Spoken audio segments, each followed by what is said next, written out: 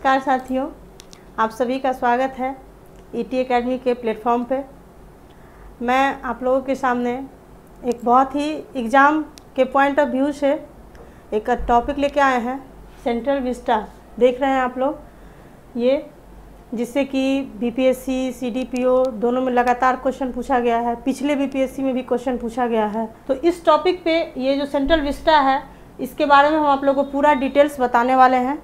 आगे जो कैसे बना, क्यों बन रहा है, ये क्या है, कौन बना रहा है, कितना लागत लगेगा, ये सारा डिटेल्स आपको वीडियो अंत तक ज़रूर देखिएगा, पता चल जाएगा कि सेंट्रल विस्टा। और इससे अगर एक भी क्वेश्चन आया वो आपका छूटने वाला नहीं है। कलाम साहब हमारे क्या कहे थे कि याद रखें कि कोई भी काम बिना बाधा के पूरा नहीं होगा और सफलता उन्हीं लोगों के कदम चूमती है जो अंत तक प्रयास करते हैं।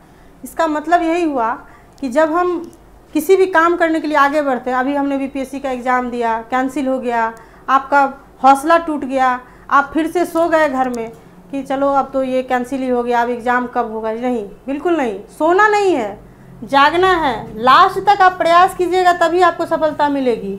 रोज़ पढ़िए, पढ़ना नहीं छोड़ना है। और बाधाएं तो आती रहेंगी, उनका काम है आना, वो आएंगी और जाएंगी। हम लोगों को अपना प्रयास नहीं छोड़ना है, पढ़ते रहना है, आगे बढ़ते रहना है और सफलता लेकर ही रहना है। ठीक है, तो अब हम लोग आगे बढ़ते हैं। तो सेंट्रल विस्टा के बारे में आज हम बताने जा रहे हैं। ऐसे हम लोग जानते हैं सेंट्रल विस्टा जो है वो अभी दिल्ली में संसद भवन, बहुत सारा उसमें भवन बनाया जाएगा। उसके तहत ये आपको रायसीना पहाड़ी से लेकर के ये इंडिया गेट है वहाँ तक है। इसके दोनों तरफ जो बिल्डिंग बनेंगे, बहुत सारे बिल्डिंग बनेंगे। हमारा परिसीमन होने वाला है 2026 में, जिसके तहत लोकसभा में सीटें बढ़ जाएंगी। तो जो हमारा अभी का संसद भवन है उसमें जगह कम है, बैठने की जगह कम है, इसलिए बनाया जा रहा है जिससे सभी बैठ पाएंगे, जितने भी लोकसभा सदस्य हैं, या संयुक्त बैठक होती हैं। और सबसे बड़ी बात है कि वो जो संसद भवन है उसके 100 साल पूरे हो चुके हैं और वो जर्जर हो चुका है बुरी तरह से, तो इसलिए ये बनाना ज़रूरी हो गया है। तो संसद भवन भी बनेगा, उसके साथ साथ और भी बहुत सारे जो हैं वो बिल्डिंग बनाए जाएंगे। कुछ हैं जिसमें कुछ बदलाव भी नहीं किया जाएगा। तो हम लोग देखते हैं आगे कि क्या है। तो सेंट्रल विस्टा क्या है, तो बताएं ही हम कि नई दिल्ली में राष्ट्रपति भवन से लेकर के, देखिए राष्ट्रपति भवन से लेकर के और इंडिया गेट तक ये 3.2 किलोमीटर, ये याद रखना है। कभी कभी अब तो डाटा पे बहुत ज़्यादा फोकस कर रहा है बीपीएससी, कोई भी एग्ज़ाम, तो 3.2 किलोमीटर लंबे एरिया को क्या कहते हैं, सेंट्रल विस्टा एक कहते हैं। तो सीधे से भी अगर पूछ देगा, आपको ये लाइन दे देगा कि राष्ट्रपति भवन से इंडिया गेट, आपके ऑप्शन में दे देगा सेंट्रल विस्टा है और ऑप्शन में दे देगा राष्ट्रपति भवन से इंडिया गेट, नीचे और भी बहुत सारा ऑप्शन देगा। तो हम लोगों को जानना है कि राष्ट्रपति भवन से लेकर के इंडिया गेट तक का जो 3.2 किलोमीटर लंबा एरिया है उसी को हम लोग सेंट्रल विस्टा कहते हैं। अब इसका कुछ इतिहास है, ऐसा नहीं कि सेंट्रल विस्टा आज का है, ये आज़ादी से पहले का है। और इसके बारे में हम लोग देखते हैं। तो जब ये बंगाल का जो ये हुआ था, बंगाल में बहुत सारा विरोध बढ़ रहा था, जिसको लेकर के कि 1911 में हम लोग जानते हैं कि हमारा राजधानी दिल्ली शिफ्ट किया गया था। तो देखिए दिसंबर 1911 में जो किंग जॉर्ज पंचम थे, किंग जॉर्ज पंचम, वही क्या किए थे, भारत का जो राजधानी है वो दिल्ली शिफ्ट करने का ऐलान किए थे दिसंबर 1911 में। और दिल्ली में जो है प्रशासनिक इमारतों का निर्माण का जिम्मा दिया गया किनको, तो एडविन लुटियंस और हार्वर्ट बेकर, याद रखना है। पीछे का जितना भी आज़ादी से पहले का जो भवन वगैरह बनाया हुआ है दिल्ली में, ये सारा जिम्मा किसको मिला था, जितना भी प्रशासनिक इमारत है इसके निर्माण का सारा जिम्मा किसको मिला था, एडविन लुटियंस और हार्वर्ट बेकर को। यही दोनों मिलके बहुत सारा प्रशासनिक इमारत बनाए थे दिल्ली में। अब देखिए इसका डिज़ाइन भी यही किए थे, सेंट्रल विस्टा का डिज़ाइन कौन किए थे, तो ये भी एडविन लुटियंस और हार्वर्ट बेकर ही किए थे। अब देखिए निर्माण में क्या क्या चीज़ का निर्माण हुआ था वो हम आप लोगों को बता रहे हैं कि इसमें निर्माण किस किस चीज़ का हुआ था। गवर्नमेंट हाउस जो है अभी उसको बोलते हैं हम लोग राष्ट्रपति भवन, ये उस समय क्या था, गवर्नमेंट हाउस था।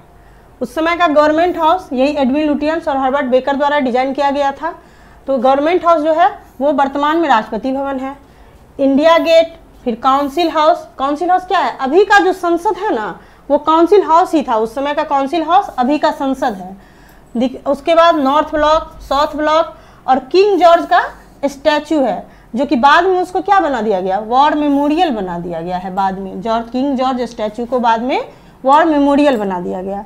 अब देखिए, जब हमारा देश आज़ाद हुआ उस समय जब हम ये सब चीज़ बना था, बहुत सारा चीज़ में अधूरा था, तब तक हम लोग आज़ाद हो गए। तो आज़ाद हो गए तो जब हम आज़ाद हुए उसमें हमको पूरा सेंट्रल विस्टा नहीं मिला, अधूरा सेंट्रल विस्टा का प्रोजेक्ट मिला था।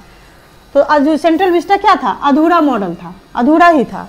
अब उसके बाद इसको पूरा करने का काम तो होगा ना, एकदम होगा। तो आज़ादी के बाद क्या हुआ कि सेंट्रल विस्टा जो है वो हम लोग जाने हैं कि राष्ट्रपति भवन से लेके इंडिया गेट तक, तो उसके दोनों तरफ सेंट्रल विस्टा के दोनों ओर क्या क्या बना? रेल भवन बना, फिर आपको वायु भवन बना, उद्योग भवन बना, कृषि भवन बना। ये सब कब बना? ये सब आपको 1962 में बना। ये सब 1962 में बन गया, ये सब 1962 में बना। अब देखिए, अब वर्तमान में सेंट्रल विस्टा के अंतर्गत क्या क्या आता है वो हम लोगों को देखना है। वर्तमान में सेंट्रल विस्टा के अंतर्गत क्या क्या आता है वो हम लोग देखते हैं। अभी पूछा भी था बीपीएससी कि सेंट्रल विस्टा के अंतर्गत क्या आता है। अब देखिए क्या क्या आता है, आपसे पूछा जाएगा सेंट्रल विस्टा के अंतर्गत, दे देगा 5-7 ऑप्शन दे देगा, उसमें बदल दिया जाएगा या उपरोक्त में से कोई नहीं होगा, इसका ऑप्शन ये भी हो सकता है। तो राष्ट्रपति भवन आता है सबसे पहले, संसद आता है, फिर नॉर्थ ब्लॉक आता है, साउथ ब्लॉक आता है, रेल भवन, फिर आपको वायु भवन, कृषि भवन, उद्योग भवन, शास्त्री भवन, निर्माण भवन, फिर आ जाता है आपको नेशनल आर्काइव्स, फिर जवाहर भवन है, फिर Indira Gandhi national centre for arts, जिसको हम लोग क्या बोलते हैं? IGNCA। फिर उपराष्ट्रपति का जो घर है ना, आवास, वो भी सेंट्रल विस्टा के अंतर्गत ही आता है। फिर नेशनल म्यूजियम, विज्ञान भवन, फिर रक्षा भवन, वाणिज्य भवन, हैदराबाद हाउस, फिर जामनगर हाउस, इंडिया गेट और नेशनल वॉर मेमोरियल, फिर बीकानेर हाउस। तो इतने चीज़ जो है ना, इतने जो भवन हैं, ये सारे के सारे सेंट्रल विस्टा के अंतर्गत आते हैं। अब देखते हैं कि इसमें से कौन कौन सा इमारत है जिसमें कोई बदलाव नहीं होगा। अभी जो वर्तमान में सेंट्रल विस्टा दिया गया है, इसमें से किस किस इमारत में बदलाव नहीं होगा वो हम देखते हैं। तो देखिए किस किस में बदलाव नहीं होगा, वो जैसा है वैसा ही रहेगा।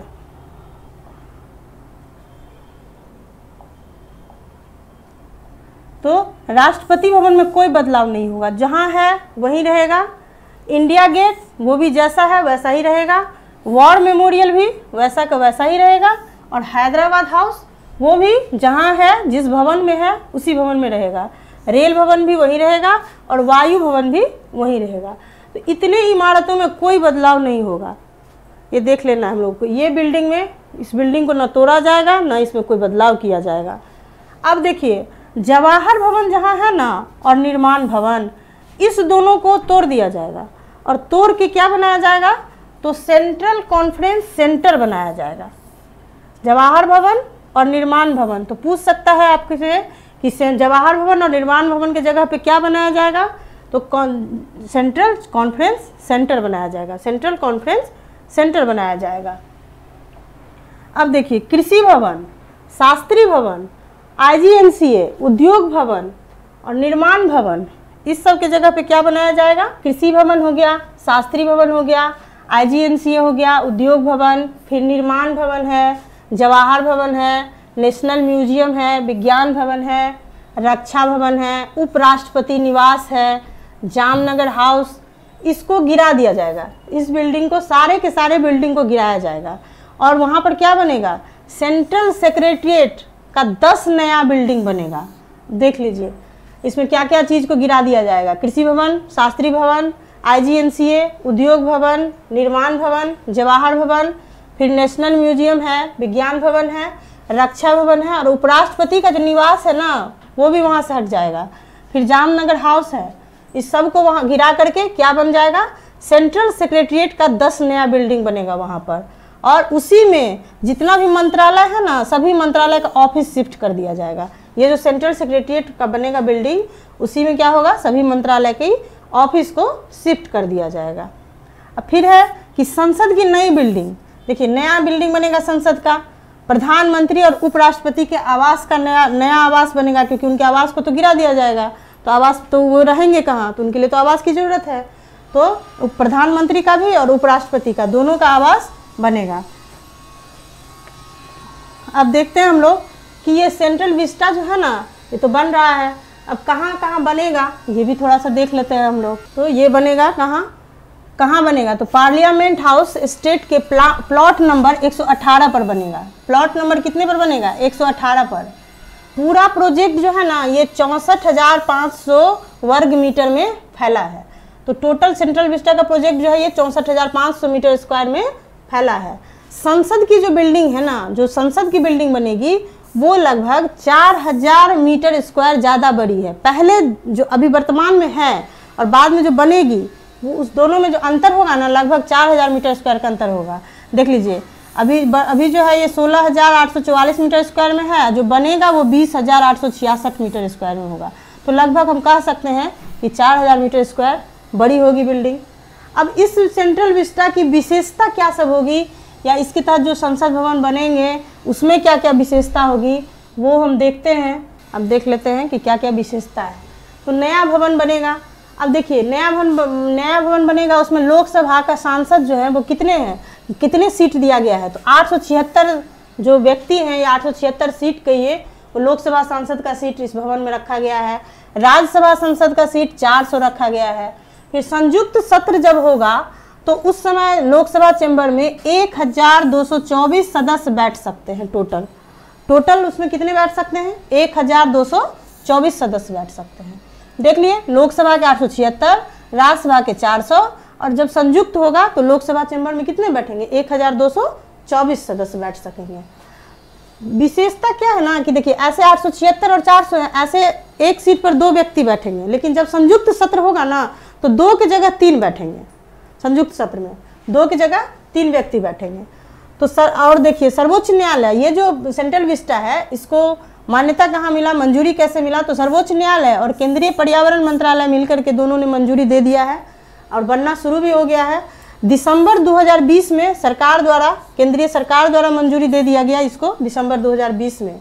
और इसका निर्माण जो होगा ना, उसका जो बाहरी हिस्सा है वो गुलाबी और पीले रंग के धौलापुर बलुआ पत्थर का प्रयोग किया जा रहा है इस बिल्डिंग को बनाने के लिए, इस प्रोजेक्ट को बनाने के लिए। और इसके वास्तुकार कौन है, तो सबसे इम्पोर्टेंट क्वेश्चन है कि इसके वास्तुकार कौन है। वास्तुकार का नाम याद रखना है। वास्तुकार इसके हैं विमल पटेल। वास्तुकार कौन है? विमल पटेल। इस सेंट्रल विस्टा के वास्तुकार हैं विमल पटेल। पुराने वाले याद हैं आपको, एडविन लुटियंस, हर्बर्ट बेकर, और अभी कौन है? विमल पटेल, यही वास्तुकार है। लागत कितना, कौन बना रहा है, जो कि पिछली बार पूछा हुआ क्वेश्चन है, ये पूछा गया था कि सेंट्रल विस्टा प्रोजेक्ट को कौन बना रहा है, किसको मिला है जिम्मेदारी बनाने का, तो टाटा प्रोजेक्ट को मिला है। लगभग 20,000 करोड़ में मतलब बनाने का लक्ष्य है इसका कि 20,000 करोड़ रुपया खर्च आएगा इस प्रोजेक्ट को पूरा कंप्लीट करने में। और टाटा प्रोजेक्ट बना रहा है, याद रख लेना है हम लोग को। देखिए 2026 तक इसमें जितना भी सारा का सारा बिल्डिंग है ना वो 2026 तक बनेगा। लेकिन बहुत सारे बिल्डिंग है ना, कुछ 2000 जैसे संसद हमारा 2022 में ही बन के पूरा हो जाने वाला है नवंबर में, कुछ है कि 2023 में पूरा हो जाएगा, कुछ 24 में पूरा होगा, कुछ 25 में पूरा होगा, इस तरह से। लेकिन पूर्णतया प्रोजेक्ट कहिएगा जो समाप्त हो जाएगा तो वो 2026 तक पूर्णतया बन के तैयार हो जाएगा। अब इसका निर्माण का जरूरत क्यों पड़ा, आखिर क्यों सेंट्रल विस्टा का निर्माण होगा? था तो संसद भवन था, राष्ट्रपति हाउस था, उपराष्ट्रपति का घर भी था, सब कुछ था, फिर भी हमको सेंट्रल विस्टा बनाने का क्या जरूरत था? क्यों सरकार इस पर इतना खर्च कर रही है? तो हमको जानना जरूरी है कि क्यों इसका ज़रूरत पड़ गया। हम आपको शुरू में भी बताए थे कि इसका ज़रूरत क्यों पड़ा। हम आपको स्टार्ट में भी बता दिए थे कि इसको बनाने की आवश्यकता क्यों बनी है। क्योंकि सबसे पहली बात कि 100 वर्ष पूरे हो गए। अब कोई भी मकान 100 वर्ष पूरे कर लिए हैं तो ऑटोमेटिक जर्जर हो गया होगा, उसमें जो बैठते होंगे तो उनको डर लगता होगा कि ऊपर से छत गिरेगा, पता चला नीचे हम दब के रह गए। तो सबसे पहला कारण हो गया। दूसरा है कि हमारे यहाँ हम लोग जानते हैं कि हमारे यहाँ एक चुनाव जब जनगणना जब होती है तो जनगणना के बाद परिसीमन होता है। हर जनगणना के बाद परिसीमन होती है। तो उसके तहत क्या होता है कि जैसे हमारे देश की जनसंख्या तो जान ही रहे हैं आप लोग कि दिन दुगना रात चौगुना बढ़ रहा है।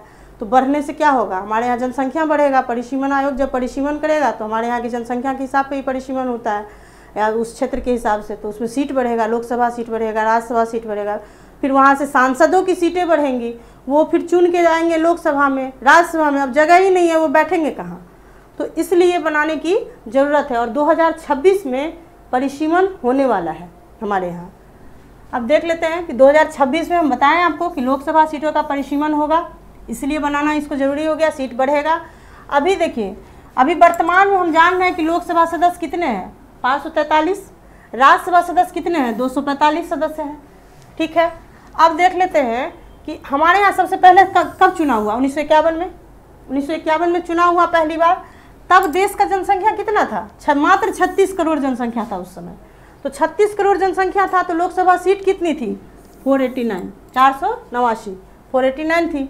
और एक सांसद, उस समय एक सांसद मात्र 7 लाख आबादी को रिप्रेजेंट कर रहा था। उस समय 1951 में जब चुनाव हुआ तो मात्र एक जो सांसद है वो 7 लाख व्यक्ति को, यानी 7 लाख आबादी को रिप्रेजेंट कर रहा था।